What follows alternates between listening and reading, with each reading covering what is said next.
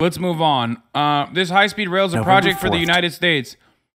I'm not even going to look at this Vox video, which is probably going to be an exact repeat of the which one was it? Someone made a fucking video shitting on the California high-speed rail project. And real life lore did. And then fucking Alan Fisher came in, friend of the show. Hasanabi had Alan Fisher came in and stuck his dick all over real life lore's video so hard that real life lore was like, I'm so sorry, I made the worst video of all time. So I'm not gonna watch this. And instead I'm gonna watch him shove his cock all over this video when he makes it. Okay? So we'll wait for Hasanabi head friend of the show, Alan Fisher, to just absolutely fucking, you know, dagger dick this video. More about the politics than the engineering, so it's a bit better than the other one. Okay, well, then we'll take a look at it. On November 4th, 2008, the people of California voted to fund this. I do hate California politics.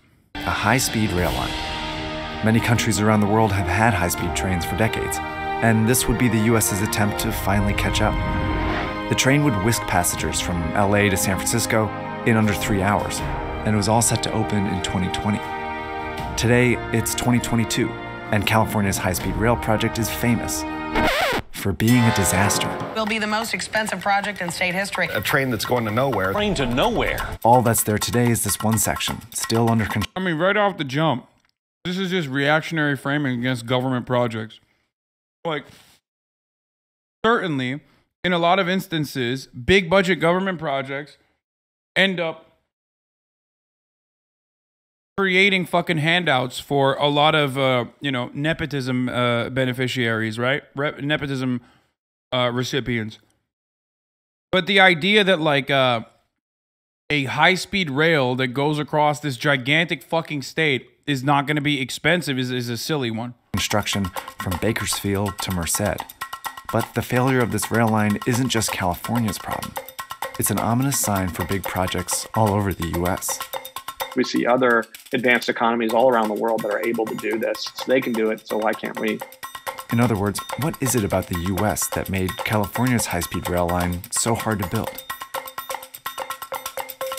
Just to be clear, this was a pretty good idea.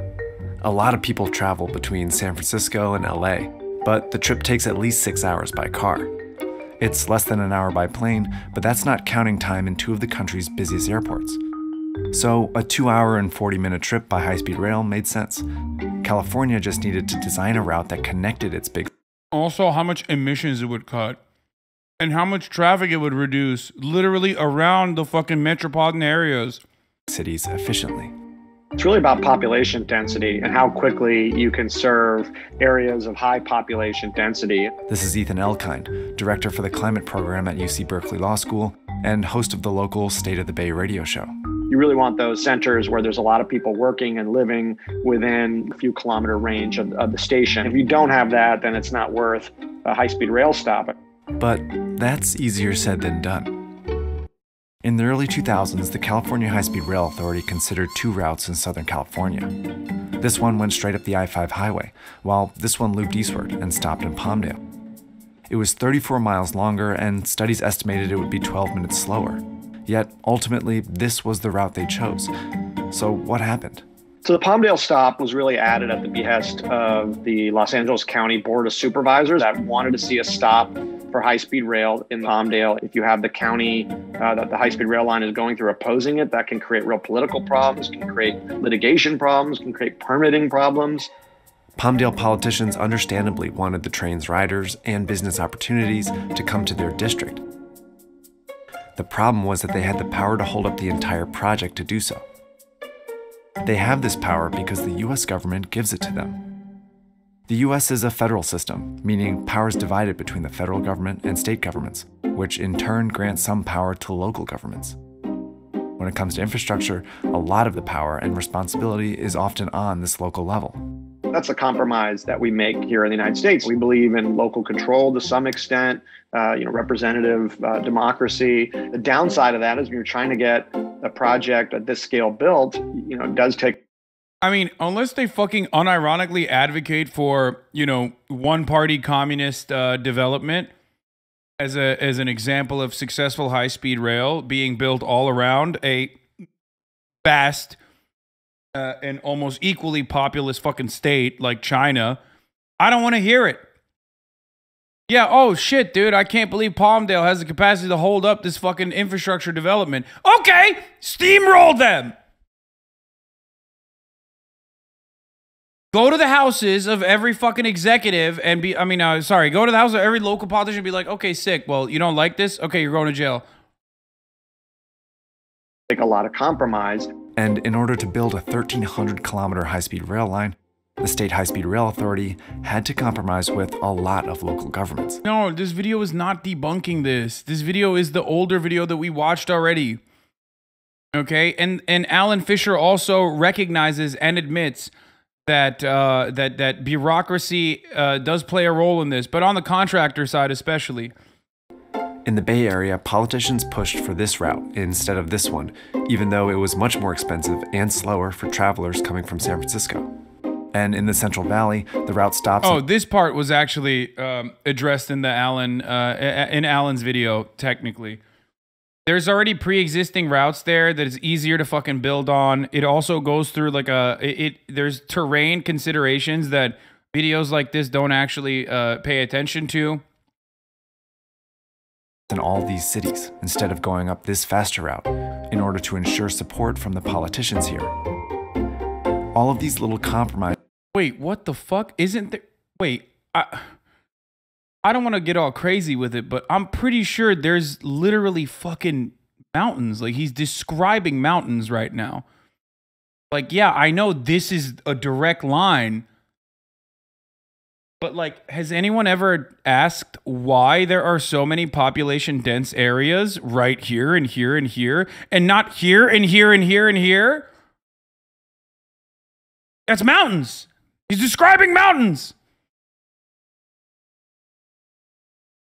Have you heard of tunnels? Kappa? Wait, yeah. Oh, man, you're so right. Yeah. No, you're right. It's actually much better to do a high-speed rail by literally digging into fucking mountains.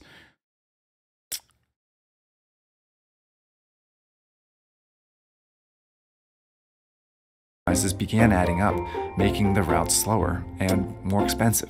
No, there are no mountains on that specific route. It's just going along the I-5. Wait, I thought I-5 was much shorter than that.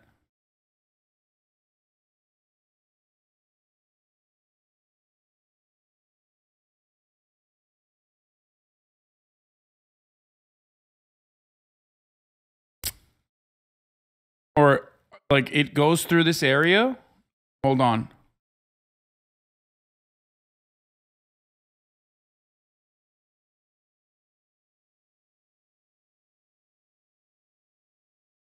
Okay, but hitting I-5 is ignoring where people live? I read that digging a tunnel costs $1 billion per mile. I don't know how long it costs. I don't know how much it I don't know how much it costs. I know it's more costly than just doing it on top of pre-existing railroads. But even doing it on top of pre-existing railways is still difficult, especially because some of those lines are not easy to immediately modernize, and it could be even more costly. People live in LA and San Francisco, not the Central Valley. No, there's still people that live there.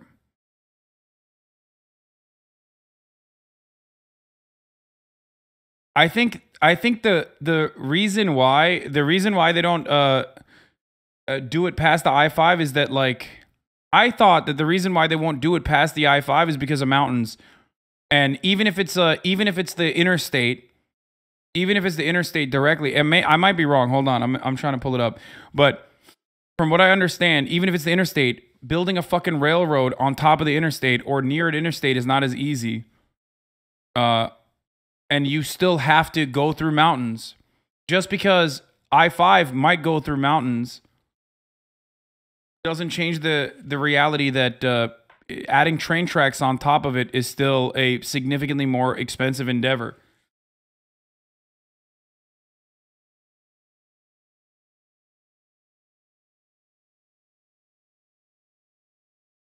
This isn't it.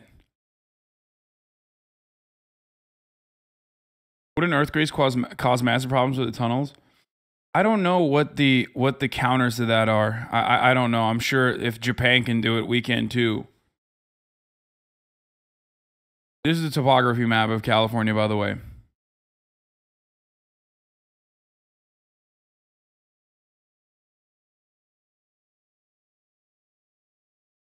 It looks straight, but it's too curvy for a high-speed rail. The I-5, that is. You need to make a lot of extra tunnels, expensive and shit.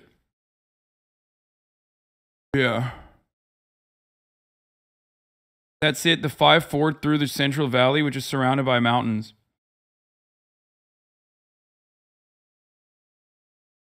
Alan Fisher says, I'm aware of the Vox HSR video. It is better than the real-life lore video, but still has lame takes and incredibly short-sighted views in it without providing any solutions. Nice.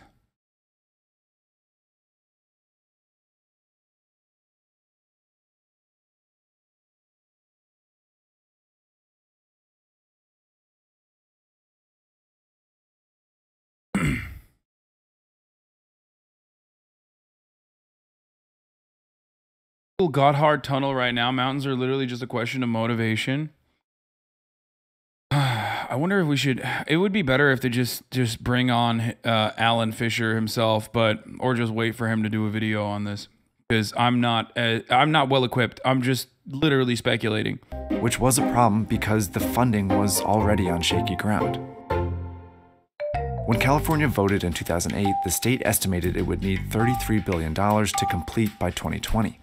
But voters were told that California taxpayers would only have to pay $9 billion. That's because the planners were counting on the federal government to chip in $12 to $16 billion. And it made some sense. The federal government spends tens of billions of dollars a year on transportation infrastructure. The problem was only a fraction of it goes to trains. Partly because, unlike most countries with high-speed rail, the US has a stark political divide on whether we even need it. By 2010, the Democrat-controlled Congress had allocated just over $3 billion for the project. Not nothing, but not nearly as much as the state wanted. But by 2015, the Democrats had lost control of Congress to the Republicans, who opposed this kind of mass transit project. More money for California's high-speed rail, I call it high-cost rail, is a terrible idea. None of these funds can be used for high-speed rail. They made it very difficult for any further federal money to reach this project, leaving it well short of funding. It's an example of how, in the US, long-term projects can be... At least they nailed that. Actually, this is a better video. They do nail the necessity for additional funding and why, instead of giving it more life, they decided to kill it. ...be at the mercy of whichever party is in power, since they often have the power to stall it at any time. And it's not just the federal government. I hate this, dude. I think infrastructure projects like this should be completely... I don't even know. I mean, yeah, a one-party system would fix this, except we do have a one-party system. It's just a capitalist one-party, so it doesn't matter. That's the reason why we can't fix it. I don't know what to say to this other than just like, I want to jail everyone that stops things like this from happening.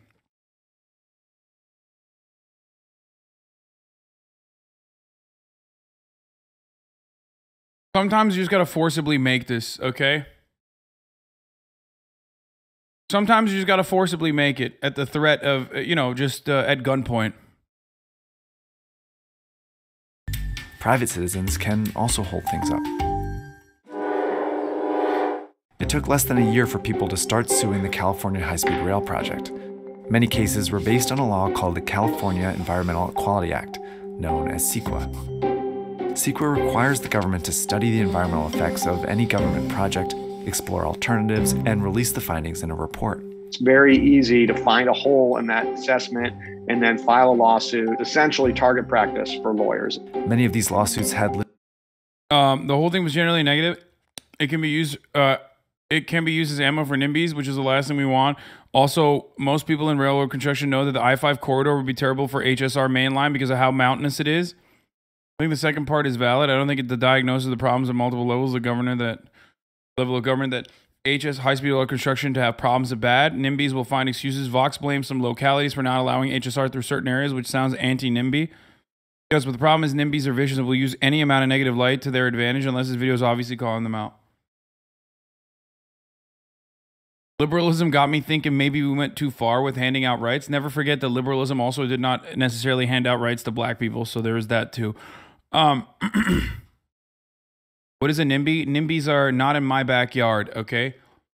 People who are anti-urbanism, people who don't want additional construction to happen in their backyards because they don't care about creating more supply of housing because that will drive down their price of housing.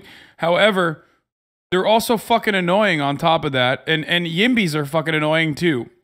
Every part of that conversation is awful. There's plenty of YIMBYs in my community, obviously because I'm a leftist. YIMBYs are yes in my backyarders who are like, who range from leftist socialists who want public housing all the way to ANCAPs who are like Larry Elder. Larry Elder is literally a YIMBY, okay? Or claims he's a YIMBY at the very least. And that's what's really frustrating about the YIMBY side of the conversation, because the YIMBY side of the conversation, like I said, is massive. It goes all the way from like leftists and socialists all the way to fucking anarcho-capitalists. Because the difference is what kind of housing is important. We have to talk about what kind of housing we're building. And most YIMBYs will turn around and say, wow, you're being a NIMBY right now. You're being a NIMBY right now by saying what kind of housing needs to be built. Doesn't matter what kind of housing needs to be built. What we need is more supply. Well, guess what? We are adding supply. It doesn't even fucking matter because half the time, if it's a luxury high rise with a little bit of fucking with a couple like affordable units attached to it, then you're not solving the problem.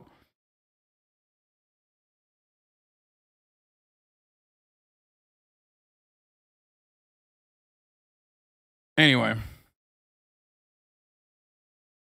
but that is somewhat unrelated to the project we were talking about. Legitimate concerns. Some farmers in the Central Valley worried about the train damaging their agricultural land, irrigation systems, and crops. But others simply used CEQA to try and keep the project from being built in their neighborhood. This is a common way in the US for private citizens to block important projects like housing or infrastructure. It's not cheap to bring a CEQA lawsuit. Sometimes you've got very powerful homeowners groups that have sued and forced changes, or at least delayed the project and run up costs. For the high-speed rail line, these lawsuits were like roadblocks. And in order to clear them, the state had to hire legions of expensive lawyers, which added time and costs. I think you do want to have a participatory system. You do want to have people able to say their piece, and you want policymakers to respond. Just that you don't want to get to the point where a hyper-local interest has veto over a project of really statewide importance. But take away local politicians and federal drama and lawsuits, and this project still would have faced problems. The state body in charge of designing and managing this project was the California High-Speed Rail Authority. There was just one problem. The High-Speed Rail Authority had never built anything like this. Whoops. Obviously, it's a tried and true technology globally, but it was new in North America when California tried it. Certainly, we didn't have the competence in-house how to build it here. When Japan and France were building their high-speed rail networks, they had legions of experienced engineers inside their governments. But the California High-Speed Rail Authority had to hire consultants and contractors to handle the design and construction. These consultants were 4 times the cost in some cases of what it would have cost to hire someone just to do it in-house. Another reason why the authority had to keep increasing the estimated cost of the project. Oh man, look at that. Another wonderful example of a failure that is public-private partnership. That's crazy. Dude, this is literally the reason why so many people like Juniper, Transgender Marks, and many others have said time and time again that America's not a real government, but just a bunch of fucking multinational corporations in a trench coat. It's just like the only goal, the only stated purpose of the American government at this point is just to literally fucking take money from you in the form of taxes and then hand it off, hand over fist to fucking whatever gigantic corporation is going to write you the fattest fucking lobbying dollars. I hate it. Just do something, man. Do anything. I fucking hate this so much. Which today is up to $113 billion to complete the whole line. But the state only has enough. Brother, do you realize that socialist countries did those projects much worse? Brother, you are so right, dude. It's so crazy because our non-existent high-speed rail is so much worse than China's very much existing high-speed rail. You're right. Have you ever researched this at all, or did you just repeat this without even fucking looking at anything? Hey, China isn't socialist. Who's socialist then? Who are you even referencing then? What is a socialist country that has high-speed rail? What the fuck? No, I am from post-communist country. Then shut the fuck up, okay? Don't take advantage of the wonderful fucking public transit that was built before you by people who knew better than you, and then you fucking turn around and go, oh, there is none. What is it? Where is it then? What is he? I want to know. Hold on, I gotta... Motherfuckers will literally take advantage of the beautifully built, beautifully constructed metro stations from the Soviet era that double as a fucking bomb shelter while simultaneously being like, oh, that's so bad.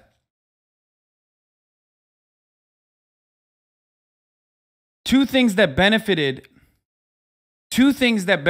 post-Soviet countries: incredibly high rates of home ownership, like personal home ownership, and adequate public transit in comparison to having nothing beforehand.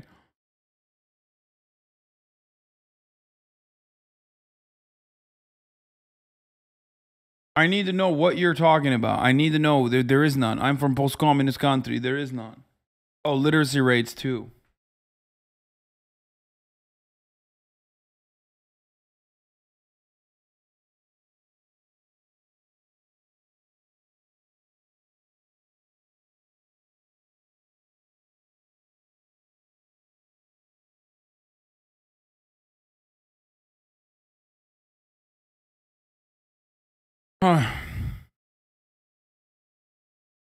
There's nothing that triggers me more than this. Here. There you go, dude. There you go. Chinese railway map, 2008 versus 2020. Impressive growth. By 2021, the high-speed rail network in China stretches to 37,900 kilometers, while its entire rail track length runs for 141,000 kilometers. By 2035, the high-speed network will have increased to 70,000 kilometers. And even then, motherfucker goes, the problem is only to Beijing, the China railways has profit. All others have deficit. Thank you, Jerry. Thank you, Jerry, for your fucking feedback. Someone dial up. Hold up. Someone call Xi Jinping, boys. Jerry's got it figured out.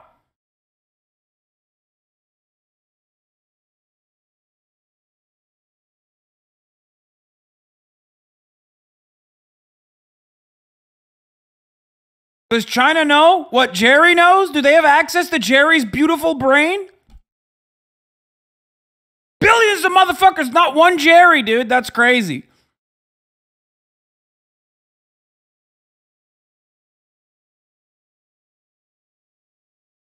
Once again, you know what else is not profitable? Roads, okay? It doesn't fucking matter. It doesn't matter. And also, the economic improvement of railways like this, if you think about the prosperity of a country and economic development and just development in general of a country, then this is significantly better than anything else that you could do with that money. Constantly engaging in profit-seeking attitudes and profit-seeking methods is literally the reason why America has nothing. We have dog shit infrastructure. We have nothing. That's the reason why we're a fucking third world country with a Gucci belt. Dumbass Jerry, shut the fuck up. Bro, you are not a corporation. What do you mean?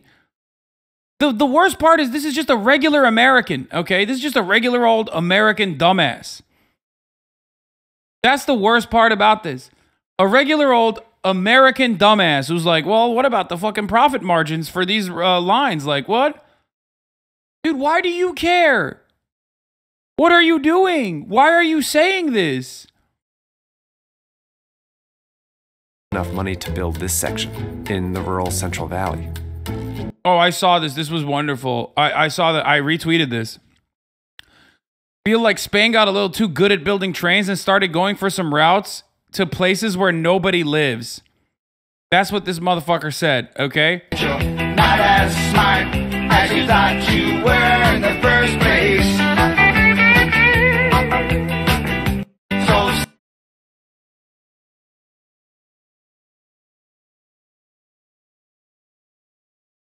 that's wild, dude. What a wild fucking take, man.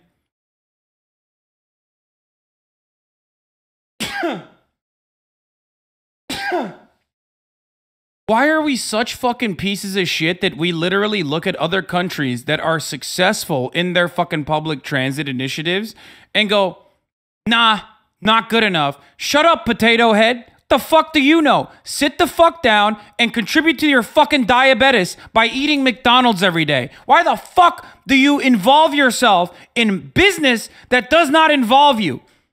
I hate these fucking Amerifat pieces of shit typing away, being like, oh, this country, I don't like it.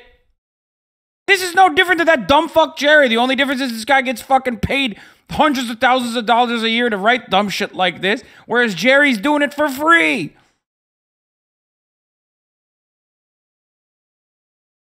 Eat your fucking burger.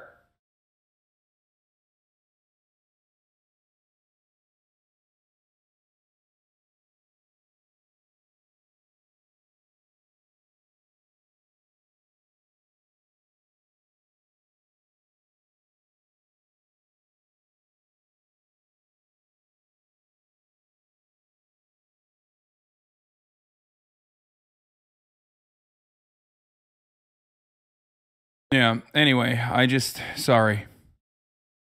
Something that triggers the fuck out of me. Even if it can get the rest, it would probably take a few more decades to finish this project. High-speed rail is a cautionary tale for really big transformative projects in the U.S. We need all sorts of rail transit, bus lanes, new renewable energy facilities, all the things we need to do to have a more sustainable and vibrant economy. But the U.S. is falling further and further behind its peers because the political compromises, underfunding, lawsuits, and extra costs that hampered California's high-speed rail can also happen to any other big project the U.S. takes on.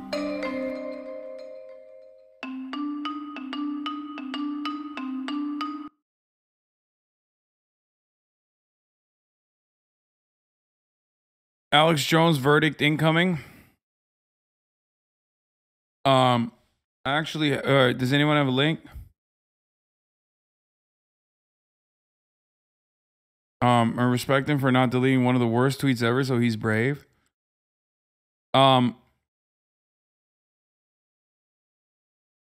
Wait for it, Tesla Rail. Stop, dude. Stop saying that. You're speaking it into fucking existence. Thank you for the 5 gifted. Okay, where are we at?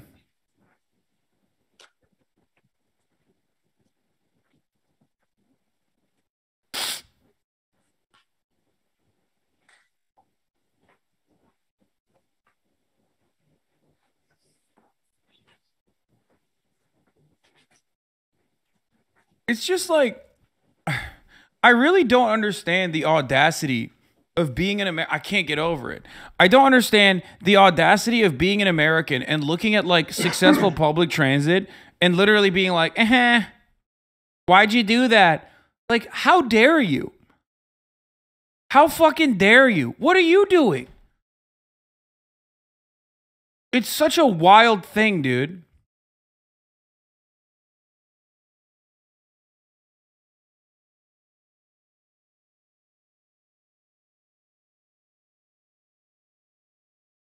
Bro, please, bro. Just have a hot bog and hand burger. I don't think you understand, bro. This cloth literally saved my life, bro. Once you taste the hut bug and hamburger, you will get it, bro. The troops, bro. You support them troops by eating the hurt dogs and hamburgers. Please don't let the terrorists win, bro. Just one bite of the hot bug, you'll see. Greatest country ever.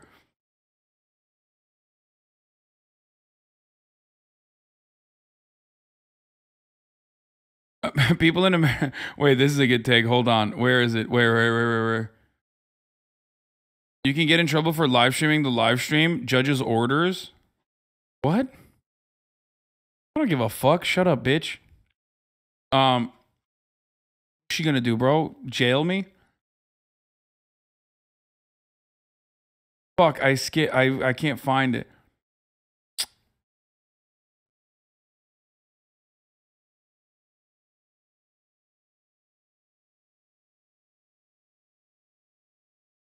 Okay.